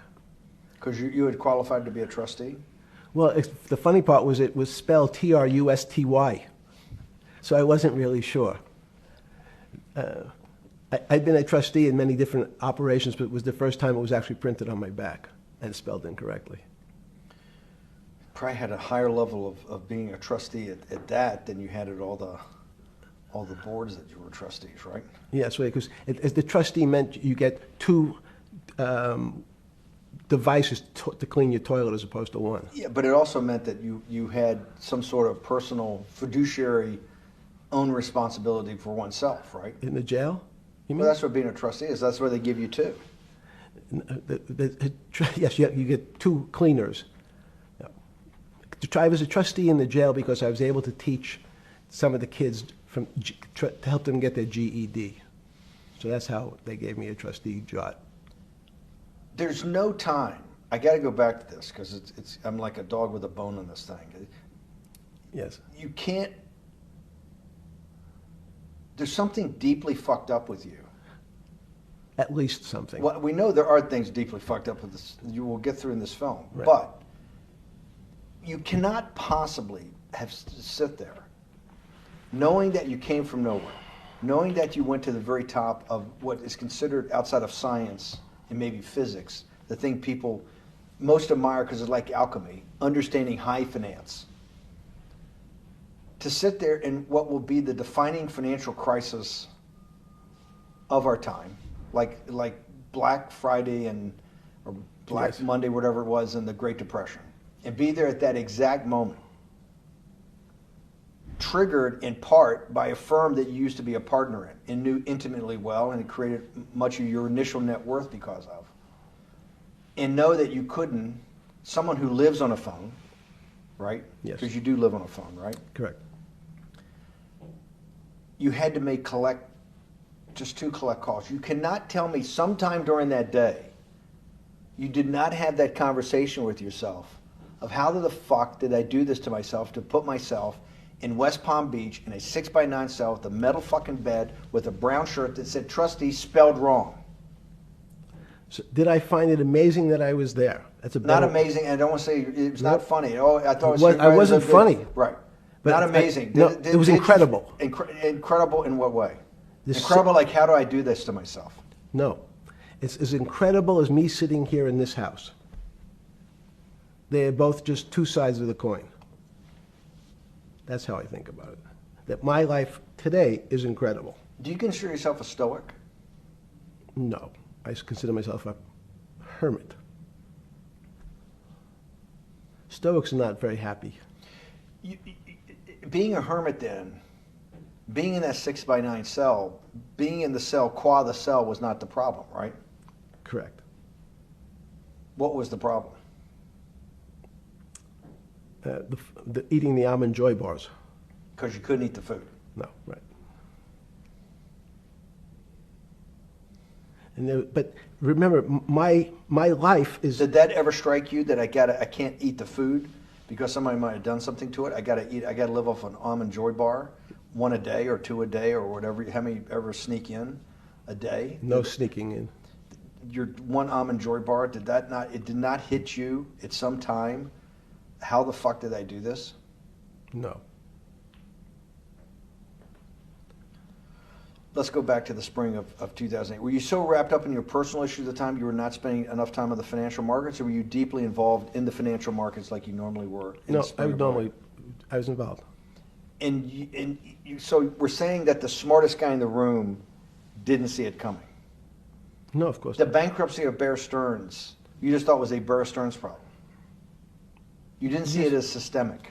I know you keep harping on it, but it's not. Because you're a mathematician and understands systems. It Seems that anybody that understands that they had a systemic problem, you would at least be the first on the early search radar. If you're not going to see it, then I'm really afraid, because that means that I always assume there's at least a set of guys out there that have some sort of sense that something's not right. Imagine the guy who has a stroke or had the heart attack. When you ask him, did you feel funny the day before? He's going to tell you, yeah, I didn't feel right. Something was off. I didn't feel right. I had my stomach was right. I felt a little dizzy. I felt a little weak. But if you asked him that day before, do you think you're going to have a heart attack tomorrow? He'd say, no, I just feel a little weak. I'm a little dizzy. My stomach hurts. So these systems, and that's the issue of complexity. What complexity says is that, in fact, everything seems to go along, and people have seen it. One of the great examples of complex systems is sand dunes. In fact, the sand keeps building up. People have seen some, and all of a sudden, one more sand drop, and all the sand starts running down the hills. That's the way I see the financial markets. When you funded Santa Fe in the early 90s or late 80s? I believe it was early 90s. I can get back to you. But early 90s, Santa Fe was funded for the study of complexity theory. It was math. So let's back up. So why did I buy a ranch in New Mexico in 1993? So that gives you some sense. So I would have funded it in 1990. Los Alamos, which was the high energy lab up in New Mexico, was losing all its scientists. In Los Alamos, it was where Oppenheimer and where a lot of the nuclear weapons program, the bomb. That's when the Manhattan Project. Manhattan Project was Yes, as Los Alamos, and you bought your property out in New Mexico to be near that? Yes, because the scientists were going to they cut the funding for high energy physics. But the people who worked in Los Alamos would still be in the Santa Fe area. They cut that because this was the Cold War dividend, right? I don't remember exactly why. It was because, again, people thought that physics and high-energy physics really wasn't that important. Because that was about nuclear weapons. No, it was because they decided, which may be not right. This was the same time that Murray Gell-Mann came up with the term quark, Q-U-A-R-K. He picked it out of an old poem, the word quark. But it was mysterious. So they were starting to understand in the 90s that our world of the physics world, there was things that were just unexplainable. They called it strange things. You gave it a name. You gave it some characteristics. You called it had charm, was one of the terms. It had a charm. It had a flavor. It had a color. But nobody really, no one, Mr. Bannon, understood what it was. Just like the financial system. And you wanted to investigate that? I wanted to see if we could build tools so others smarter than me could help investigate it. And that was the beginning of your concept of the Santa Fe Institute? Yes. And Santa Fe Institute was founded to do study in this type of... Can these areas of strange things be described by some form of mathematics? So that's what I'm trying to get at. The foundational thought, the organizing principle of Santa Fe, yes, in the high physics lab at Los Alamos, right, which had been the headquarters of Manhattan, and the Trinity Project, right, the bomb. Yes. So you're talking about the elite, the high priest of physics. Of physics. Yes, sir. Which high priest of physics, some subset of that is also mathematics. Yes, they're both similar. Project out. One of the tools you want to do is to make sure that in this complex system, the finance system, I'm doing a lot of this for philanthropy and a lot for the good of mankind, but also to be able to understand this complex system, the most complex outside of maybe our body, of the financial world. Yes. Did they create tools, or were you smarter in then the mid-aughts, 15 years later, than you had been then because of work that was done at Santa Fe? No, it was great. But in fact, most of the money, most of my philanthropy in the area of can you describe things that appear to be unexplainable by mathematics, and can you fund people who have new ideas? And unfortunately, when someone thinks they've been able to, there was a man, Stuart Kaufman, when they think okay, I figured out how to be able to predict the unpredictable, what appears to other people to be unpredictable. But my system, in those days it was called genetic algorithms, can predict what things will happen, and they all want to make money. So they use their systems to try to figure out, they know they have figured out the way to make money because they figured out the unexplainable. They try, they go bankrupt, and we start again.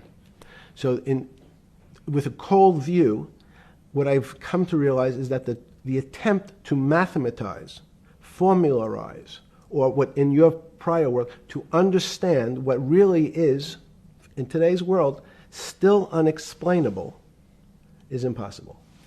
They're miracles.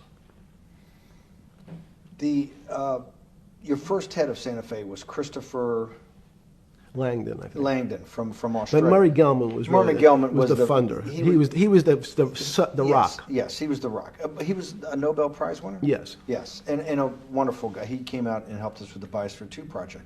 He came with Chris Langdon. Yeah. Chris Langdon was the operator, the day-to-day guy. Chris was doing artificial life. Right. Murray tried to lead his own artificial life. Yes. When Chris came to Biosphere 2 for the first big conference we had in 1994, he was one of the most impressive guys there among all the world's elite. Kew Gardens, the Lawrence Livermore lab, the labs at Sandia, all the major universities, Lamont Doherty, all the big Earth observatories, Woods Hole. What set Langdon apart, I thought, and the reason I invited Santa Fe to be part of it, was Langdon actually made a presentation that everything, and he was making this to scientists, a lot of marine biologists, a lot of people that are just beginning, Wally Broker and people who were just beginning the study of climate change, at that time called global warming, that he made this compelling presentation that everything's really mathematics. Yes. It's all just back to math. And you have to, all these experiments you do, you're not, one of the reasons they're not considered by the high priest in physics as being real experiments is that they don't have a mathematical basis to it, and everything has a mathematical basis to it. Langdon seemed like a radical visionary. What happened to that concept? You go back 350 years. So you have Isaac Newton, you have Leibniz. Move forward, you have people like Heisenberg and Gödel, and what every one of those mathematicians and philosophers came to understand is that there's numbers can describe certain things, approximate certain things. But in fact, trying to put measurements and numbers on other things that are really unexplainable is folly. 300 years ago, they said that unexplainable realm was God. And people who attempted, in fact, to explain the unexplainable, who said, yes, I understand the unexplainable, were charlatans, they were the occults, they were the astrologers, they were the con men. Alchemist. Yes. Well, no, alchemist was, in fact, they believed that there was a way to transmute one metal into another. In fact, they always wanted to see if they can create gold. There's no reason, if you think about it, they recognize that one metal is different than another metal because it has some additional pieces to it. It has additional neutrons or protons or electrons. So because they thought it was a machine, they believed it was a machine, if I can take 5 protons and add 5, that gives me 10, I should be able to get gold. Move everything around inside these systems, the molecules transmute one molecule into another, and if this molecule I've transmuted it into is gold, I'm a rich man. It's back to money. But there's something strange happens. Isaac Newton says, this is really weird. If I want to push a ball on the table, I have to touch it. Maybe I have to blow on it. But I actually have to push one side of the ball or the book to move that side. I'm pushing here, and obviously this thing is what appears to us humans to be solid, so it moves as one thing. But the only way to get something to move was to touch it or put a force against it. Okay, seems to make sense. Everybody has that experience. I want to lift a glass, I lift it. If I want to push a ball, I push it. If I want to pull a ball, I pull it. But he recognized when the ball fell off the table, it went in a different direction. How's that possible? Nobody pushed the ball down. And he says, this is crazy. Why did the ball go down? I didn't push it. I just let it go. So someone's pushing the ball, because I know that I am confident that the only thing that gets something to move is with a force that pushes. So there's a force that's pushing the ball down. In fact, he called it gravity. He measured how fast it was pulled, but never was able to explain why it happened. How is it? What is gravity? It's this.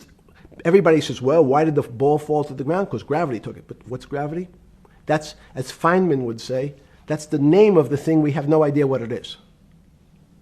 This goes to Santa Fe. They were trying to explain the unexplainable. Can we measure?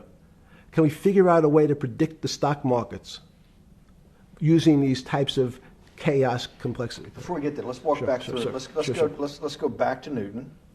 Sure. Pre-Newton and then Newton. What did Newton solve that for millennia up to Newton had not been solved? And then I want to go forward all the way to Santa Fe and what they were trying to solve. Let's start with just 2 or 3 of the basic guys, but let's go with Newton. What pre-Newton it was what, and then why is Newton such a genius? In such a in the, I think mathematically they told me one time, I've seen there's been 115 billion people roughly that have lived on the earth.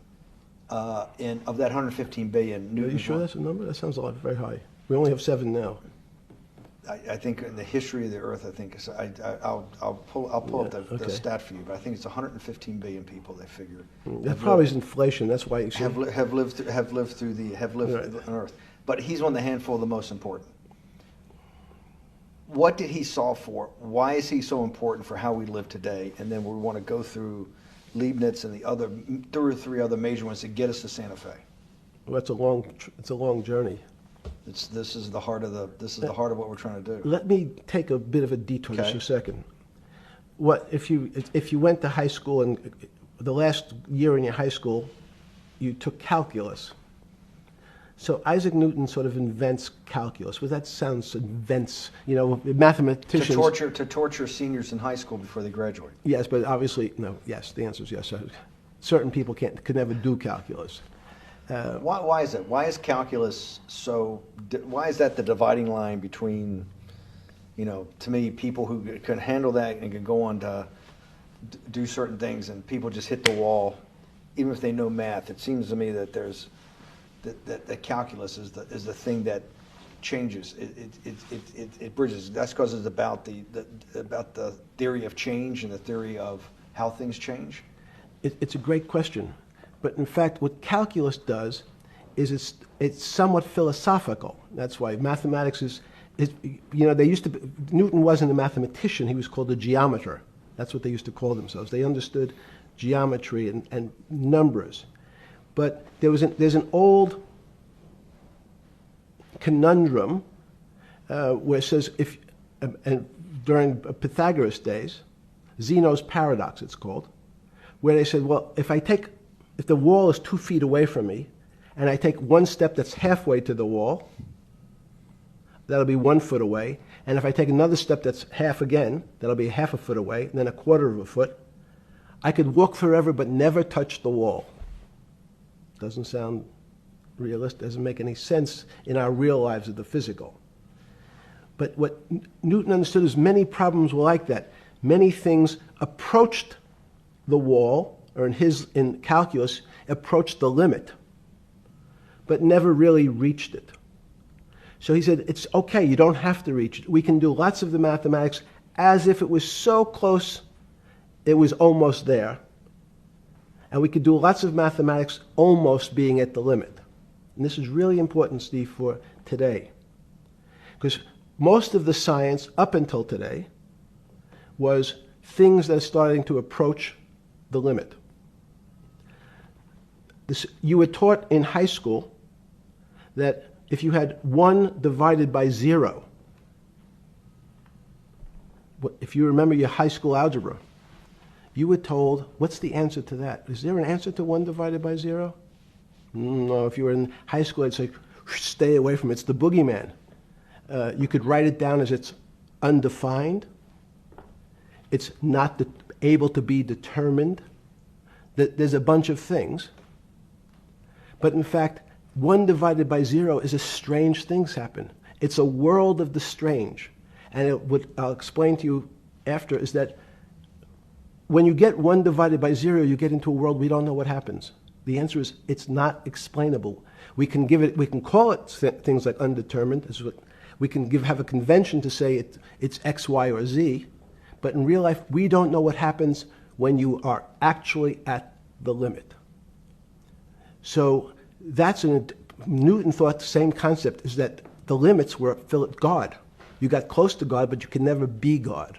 He had this sort of religious interpretation. Okay, I want to go back to Newton. Why is Newton such a big dividing line in mankind's history? What is it about Newton? What is it about what he tried to solve? What did they not know beforehand? And because we live to a degree in a Newtonian universe, although I realized later subparticle atomic physics, but at least for a while it was Newtonian. So what's the dividing line? Why is he so important? Why is he an inflection point in mankind's movement from the swamp to the stars? It's a great question. Stars was by Kepler. What Newton starts to allow us to do is to make accurate predictions. Remember that we've talked about that with money, about the things in our physical world, how cars, he didn't have cars, that how horse carriages moved, how bowling balls moved, how pool cues and pool table balls. Had people tried to solve that before Newton? Many tried it? Heraclitus or Plotinus, Pythagoras had these greats that we hear about. Had they tried to solve the same problem? Not the same problem. They tried to again, what Pythagoras does, he starts to figure out this relationships in triangles. For example, everyone knows the a squared plus b squared is equal to c squared, that Pythagorean theorem, which is basically says these shapes in a triangle, each side of the triangle has a fixed relationship with the other two sides. That's strange. He knew, again, but it was all numbers. This was a system of things in the physical world, and Pythagoras says we can start putting numbers on things that help you predict how they will behave. You can add two triangles and make a square, some different shapes. They were looking at geometric forms. Newton says, well, I want to know how planets move. I want to know how things around me move. Can we find formulas? Can I find formulas that explain what I see in the physical world, how physical things interact and how they describe one another? Again, the fact that two things, two solid masses, for some very strange, unknown reason, unknown today, attract one another, no matter what they are. People have seen the experiment. You hang something, two little metal balls from a string, and they move towards each other. In fact, they move towards each other was very specific. So when you drop the ball to the floor of this room, Newton says, in fact, the room came up a bit to meet the ball. The room moved. It's imperceptible. You can't really perceive that motion, but they attracted each other with certain ratios. So he started to be able to measure things in the physical world. And that was great advances. It also, now you wanted to move very quickly. Unfortunately, most people, especially in the 20th century, 19th century, said, well, like Newton, let's measure everything. Let's measure people's behavior. Let's measure their psychology. Let's measure their health. You go to we can have my blood test. Let's measure everything. We measure Wall Street. Their voting habits. Measure, measure, measure. Can we put a number on how much I care for my wife? Can I put a number on how I feel? And we tried, unfortunately, we try to mathematize the finer things in life, and then recognize that there's things that unfortunately just fall outside. Schrodinger wrote a very famous book about what is life. He was trying to figure out a way, can he describe the difference formulaically between things that are alive and things that are dead? The answer is no. The things that are alive in my world are miracles, not magic. Magic has a bad connotation, trying to hide things. You don't believe in the spirit or the soul? That's what animates people, is your spirit or your soul. That's No. Have you ever seen someone die? When they die, their spirit leaves. Their soul leaves, no question. So There's no question to you about no that. question. There's no question to you that there is some animating life force within us that leaves when you're dead. Yes, in fact, I refer to the soul. This obviously a certain the questions in the past, even Because during people would normally think you were soulless. So Thank you. But have you talk about you actually believe in it and have done some thinking about it is pretty shocking in its own right, isn't it? Well, again, mathematics, Leibniz thought. So Newton was at Cambridge, and he was the head of the math department, right? He's a professor, essentially. Yes. But Leibniz, was Leibniz a German professor? Yes, but what Leibniz said is the soul is so strange because God took chemicals, which is simply the material, like tables, and he somehow made this material able to have a thought. How strange is that? Not only does it have a soul, but some way it was put together that this material substance is able to think. So when you say to me, it's obvious to everyone that there's such a thing as a soul. Now, if you're part of the Charlatanville, you'll try to explain it to people. The soul I describe as the dark matter of the brain. Why is it dark matter? Because in high energy physics nowadays you hear terms of dark matter, dark energy. Again, terminology, it's a complicated term. Why is it dark matter? Because we can't see it, that's all. What do you mean you can't see it? Well, somehow we see something moving towards this area of darkness. Something, I can see this thing. This appears to me to be empty. It's just black. But I see it being drawn this way. So I say, well, I know if this were matter, that would follow that equation. If this was solid, it would explain the way this particle moves. But I can't see anything here. So I'll just call it dark matter. And I'll say, I don't know what it is, but it behaves as if there was something there. The soul is obvious to everyone that there's something different between things that are alive and things that are not alive. But we have no idea what it is. It's currently unexplainable. I believe we need an entirely different system of analysis to try to figure out. But Sorry. No, with Newton, with all his alchemical studies and things he worked on the spiritual side, Leibniz that just talked about the soul, Schroeder talked about what is life.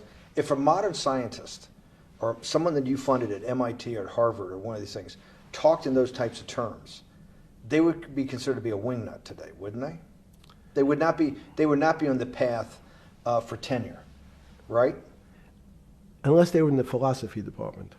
This is exactly my point. We're talking about three of the greatest mathematicians in mankind's history that have really changed mankind. Talking like this, what happened? How do we get to a situation where they could not be in the high physics, they could not be in the mathematics department or working in high energy physics? Good, it's an easy answer. Newton was a combination of mathematician or geometer then and philosopher. And as time went on, those disciplines seemed to move apart. We had philosophy. Some of the philosophers can't do math, and some of the mathematicians. And again, mathematicians often break into two categories. People that solve problems. Those are more like geometers in the old days, just problem solvers. And then there's thinkers, theoreticians. They're more like the old movement towards philosophy. But neither one of those two groups have been able to figure out why something is alive as opposed to something that's not alive. No one's been able to describe what the soul is, but we all know it exists. And I think what we need is a new, science is a bad word. I think science only describes the things we already know about the physical world. In fact, there's an argument that the physical world that we see has been created out of our systems of mathematics. Mathematics, everyone knows mathematics describes the physical world much greater than it should, unless my view, the physical world really comes out of conscious beings that have mathematics. So they create it. This table appears to you and I to be solid. To a bat, because we have light that's bouncing off the table into our eyes, it appears solid. If instead of eyes that responded to wavelengths of visual light, our eyes responded to radio waves, the radio frequencies, it's not different, it's the same type of frequency as light, but different speeds, the table's invisible. We know that our phone works in this room. So the waves are coming through the windows, the waves are coming through the walls. So the walls are invisible to that type of radiation, that type of energy. The walls I can see them because my eyes, a physical system determines that the walls are there. You, with Murray Geldman, you founded, or were the original donor, and had the idea of Santa Fe Institute. In 10 or 15 years later, that effort to study the complexity of systems mathematically. Yes. Was it's a total failure. Yes. A total failure. Total failure. Why is that? It's the failure of science because, in fact, if to some extent science doesn't describe romance. I don't know why I'm attracted to somebody. I don't know. People are attracted to each other, and everyone has the same feeling. They've seen someone walk in the room, and they say, "Oh, that person gives me a creepy feeling." Science has tried to describe. Science doesn't describe what creepy feelings means. They just know it's a creepy feeling. I think women as I said the last time, have an intuitive sense. What is intuitive? They have intuition, they have feelings, and they're able to deal in the realm of things that men, especially men like myself, find unexplainable. They have women have intuition, men see things a bit differently. Men want to measure everything. Women are not really that interested in measuring. In what you're saying in macro terms, you actually think science, mathematics, maybe ultimately technology is moving to that more intuitive? I think science and math are old-fashioned. And unfortunately, people are still taught that they have to learn algebra in school and certain things in school, as opposed to learning to have an emotion. Is this what Larry Summers was trying to get at? Maybe he didn't say it perfectly enough, but what he was trying to get to in that system, the systems we study today, the way mathematics is either taught or understood, that women just haven't gotten up to the highest realms of engineering or physics or mathematics because of that. And you're actually implying that there's a either new branch of science, or we've hit an inflection point like in Newton that's going to go in a Newton took mankind in a different direction because he was able to measure. Then you had subatomic, non-Newtonian physics later. Are you saying that you think there's another developing field that's coming up that may take us, I don't know how many decades to get our hands around, but that's what's evolving out of this? Yes. Yeah. In fact, I think that mathematics, it's not the end of science. Every year someone says it's the end of, we can't discover everything. There's lots to discover with relationship to the physical world, but we know a lot already. In respect to the unexplainable world, we almost know nothing. Women, again, sense it. And instead of Larry Summers, I won't digress too much, but Howard Gardner early on said, there's not one form of intelligence. It's not mathematical intelligence. There's emotional intelligence. There's kinesthetic intelligence. There's this argument that I reject that black people are less intelligent than white people. It's not true. We know, for example, that if I was in the forest and I had to run from the lion or figure out a way not to be eaten, and my competition is a local African, I'm the one who's getting eaten because they have the intelligence to deal with their local environment. So it's just different. It's not better, it's not worse, but there's many differences amongst different types of people. And so people have different intelligences, and they excel in some intelligences usually, and less so in others. When did it come to, because the world of high finance is a world of pure reason, or is it a lot of emotion and gut checks and on trading desk and central banks when these decisions get made? Is it that high church, like the high church of science of high energy physics, or is it as much emotion that comes in as much as the mathematics and the reason? It's a great question. I think if you talk to really experienced and successful traders, and you ask them how they know what's going on, they can't give you an answer. They don't know. They feel it. They can feel the way the market's moving. They can feel the way the stock's moving. And that these are not very well-defined terms. It's difficult to put in mathematics terms, how did I feel it? You could look back and make guesses what I was seeing. But great traders feel it and then act on their feelings. That's the difference. Many people feel it but are afraid because they want a mathematical justification before they take that next step. When you first got on the trading desk at Bear Stearns in the late 70s or mid 70s, were you shocked by how little actual understanding of mathematics that the traders comprehended? Yeah, well, again, we had a Texas Instrument calculator. Most stockbrokers, especially before 1975, if they were good stockbrokers, could add. That's about it. They could multiply. If you could multiply, you were already in the top 15% of stockbrokers. Stockbrokers simply meant there's a story. When I went to the first person, I had no money. And I said, how much money do you make a year? And he said, $400,000. I said, impossible. I'm making $10,000. That's probably more than your family had made in his entire life. Existence. Yes. And he makes it in a year. I said, what do you do? And he said, it's too complicated for you to understand, which is what the main thrust of Wall Street people, they want to tell you it's too complicated. Because if you understood that that person was simply, he had a brother-in-law, in fact, in this case, who ran the pension fund at General Motors. His brother-in-law would call him and say, buy 1,000 IBM. He'd hang up the phone, he'd write it out on a ticket and walk it to a window. That was his entire skill set. Hello, write what my brother-in-law says, walk it to a ticket window.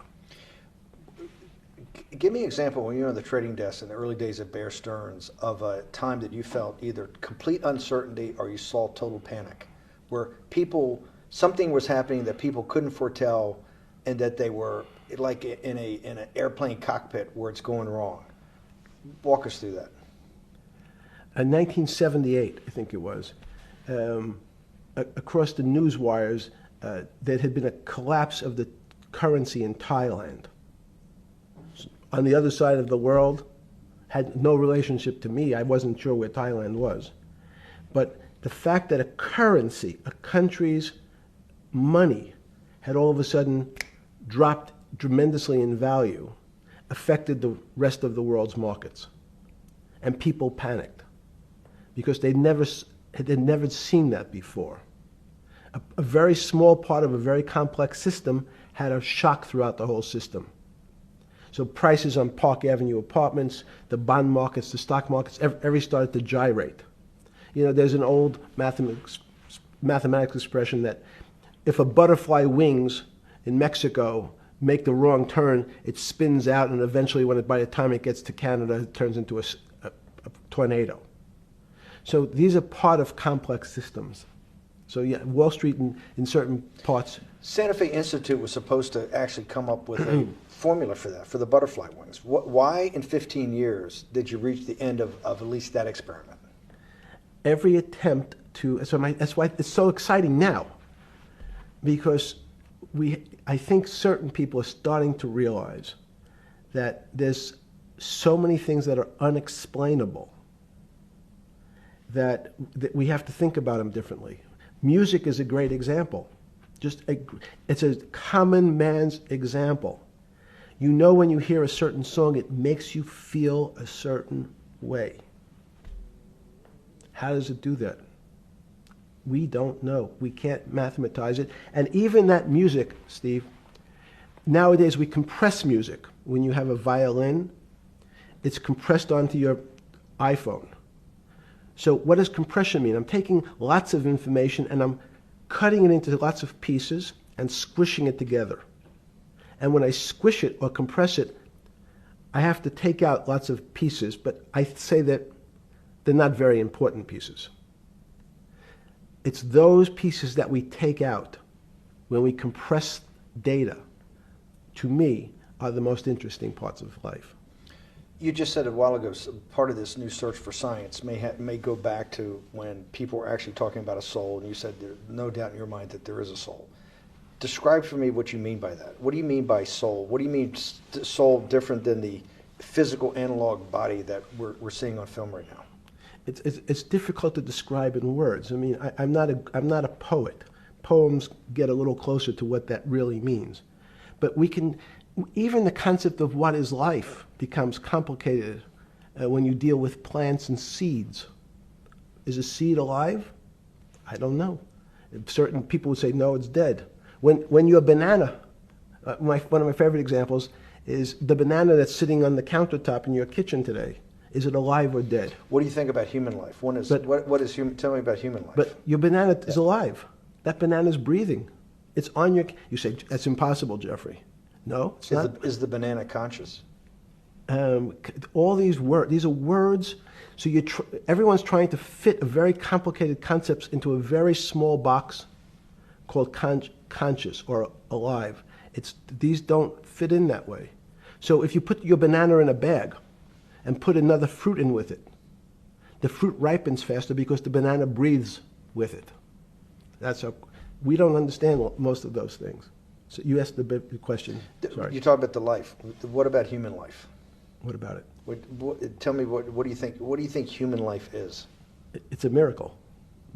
It's a miracle. And when I say miracle, I can't explain it, and I make no attempt to explain it at the moment. We don't know how to think about it. And anyone, and again, another one of the Feynman quotes when he was talking about quantum physics. He said, anyone, Jeffrey, who says they understand quantum physics and quantum mechanics and quantum behavior, you know they're lying. Let's talk about it. That's post-Newtonian. Talk about what's the difference, who founded quantum mechanics, why is quantum mechanics taking Newtonian physics and taking it to the next level? It forms a much broader category. Let's go back to this desk. You use the thing of Newton using this desk. Why can't Newton's theory explain everything? Why did subatomic quantum mechanics or quantum physics have to come in to explain this? Well, so let's go right back to square one. Why is it called quantum physics? So quanta is a word that simply means packet, small amount. So it's quantized.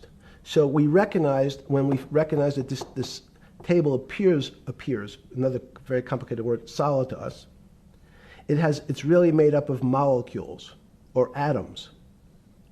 And atoms, we've given lots of names to what some of the behaviors. If you were in school, when you and I were in school in the 50s, the model was a little center thing in the middle, and an electron went around and around it.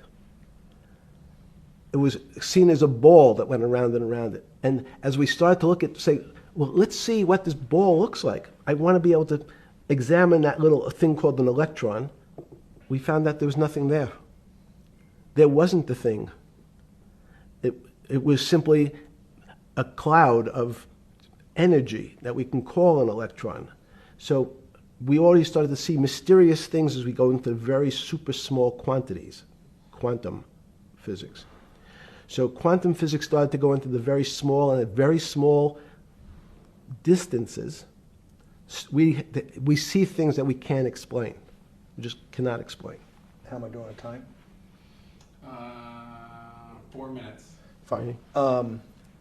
And to summarize, no, sorry. Let's go back to human life. When do you think human life starts? It's not these. So you see, this is the question. You're asking me to measure something again. It's the disease. It can't be measured. You just hate making commitments. That's why I'm not married. I'm peeling this onion back a layer at a time. All your bullshit and happy target can't be measured like that. Is that to say measure it's a commitment. You don't even like a commitment when you answer a question. I don't. As know. they say in golf, commit to the shot. I don't know what it means to be measured. You do know what it means to be measured. You're one of the leading currency traders, hedge fund guys, or stock market financial wizards. You're in the high priesthood of high finance. You certainly know how to measure. That's why you're a billionaire. Any other answer besides that is total and complete bullshit, and you know it. I know very few things. You know things can be measured. You measure every day. You weigh and measure every day. You weigh and measure people. You weigh and measure leaders. You weigh and measure economies. You weigh and measure politics. It's a very good. You weigh and measure. You weigh. Hang on. Your whole life, in fact, is measuring. So what you've now done is a great thing, is you've used the word measure, a mathematic term, in the common vernacular and abused it. So I don't even recognize what it means. It's so abusive to my field. Why? And let's go to that. In mathematics, measure means what specifically? There's no specific. It's an approximation, or giving something a number. Einstein. We're not asking you to go to the 9th decimal point. You didn't say that before. No, you're not going to the 9th. I don't even. What if I say measure how tall are you? You'd say in your case 6 foot. 6 feet. But is it 6 foot 1 inch? Give or take, between 5'11" and 6 feet. But what's that? But I want. So the question is, I want an accurate. I got Zeno's paradox. I don't even know what it means to measure you. Am I measuring the top of your hair, the top of your skull, and the finer, the more. You're being rabbinical. This is like. I shaved my beard off. I used to be rabbinical. No, my point is, isn't that going through the Torah where you're parsing every definition? No, so, however we broadly define measure, your life literally is about measurement, is it not? It's about putting numbers on things so that I can try my best. That you can call it whatever you like. If that Well, that what do makes you ca- feel what- better. What do you know? No, Because I I'm wanna trying to make you relate it happy. back to your scientific inquiry. No, even a number. People don't. A number is a complicated When did thing. you come? When did you come to this When did you come to this aha moment? Was when it was in your solitary confinement, when the biggest financial crisis in world history was going on, in your 7x9 jail cell with your metal bed and your two brushes because you were a trustee with the brown uniform on, trustee spelled wrong. Is that the moment of clarity that you had about science and Newtonian physics and everything that we can measure is really not going to be the way we go forward? It's going to be much more esoteric, emotional intelligence thing. Was that your moment of clarity? I wish it was, because it would make such a great story for this interview, but it's not. It's the fact that I lead such a privileged life to come across. But when did you? If it didn't happen then, when did it? Or did it happen before? I was then? going to hopefully Okay. get to the. Okay. I'm in a privileged position to have some of the world's smartest people come to my house and tell me what they think about different subjects, and I finally realized that the thing that they had most in common was there was this area, no matter how smart they were, that when I asked them the questions, they said they'd have to resort to a 500 or 1,000-year-old response to that question, which was, I don't know. You know who else found that out? Socrates. That's what Socrates kept doing, right? Socrates kept asking all the experts. He would go through, question after question after question, and realize at the end they didn't really know. They really didn't basically understand what they were talking about. And one of the things that people won't enjoy, it turns out that potentially one of the bad things to teach children is how to write. So writing, reading, and arithmetic was supposed to be, everyone's supposed to be taught. But writing forces you into a very narrow channel of thinking. You have to write in a certain form, in a certain way, in a certain linear pattern. So your thinking becomes somewhat narrow. The reason I brought up writing is one of the recent discoveries of mine with respect to Socrates, Plato, and Aristotle is they never wrote anything. They spoke, and people around who could write wrote. Socrates could think. So that was. Jesus of Nazareth was the same way, right? Never wrote anything. I thought he was a carpenter. He was a carpenter. Didn't he need like a little carpenter's tonight? I don't get that. But at least his written record. Right. One last thing. Sure. Thank you for having me to your house.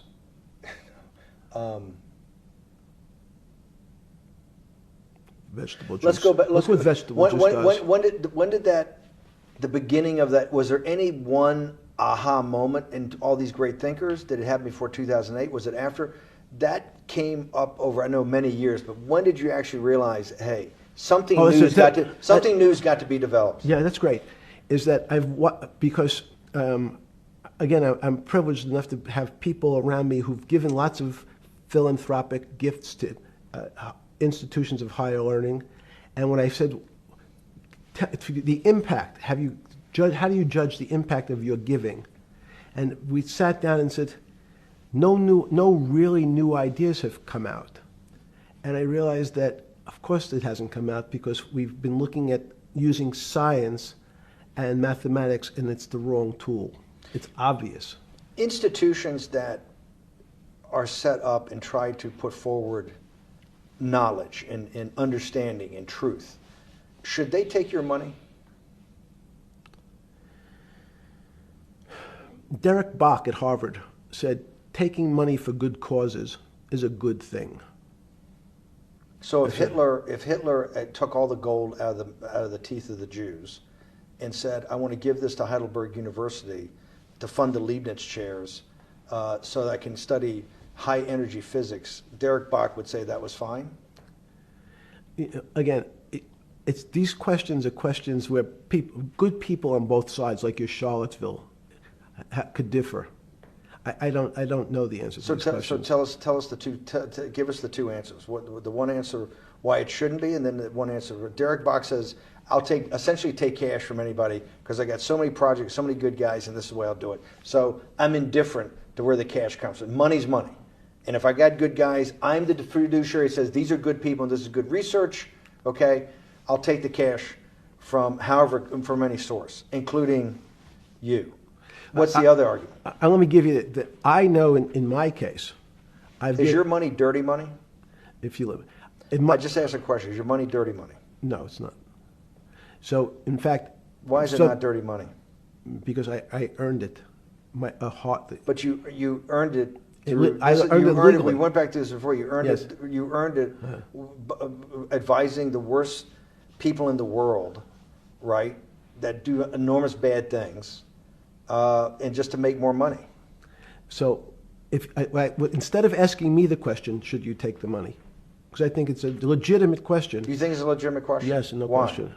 Because I think about, ethics is always a complicated subject, but I can tell you that with the money I gave to help try to eradicate polio in Pakistan and India, instead of asking me whether that money should be given to these children for vaccines, I think you might want to ask their mothers who received the vaccine, who know their child now won't get polio, and ask them if Epstein should have helped these people with their money. If we walked in, you're a mathematician. If we walked into that clinic where they're giving that money out to these people that are in the most dire straits of poverty and sickness, and told them that the money was coming from class 3 sexual predator?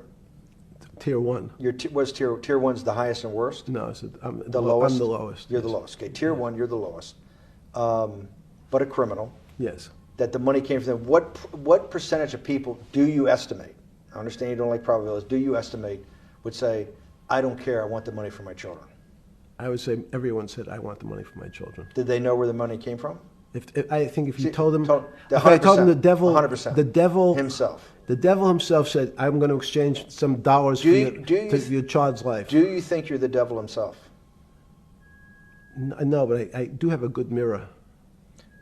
It's a serious question. Sorry. Do you think you're the devil himself? I don't know. Why would you say that? Because you have all the attributes. You're incredibly smart. You remember the devil is Was somebody the devil knows smart?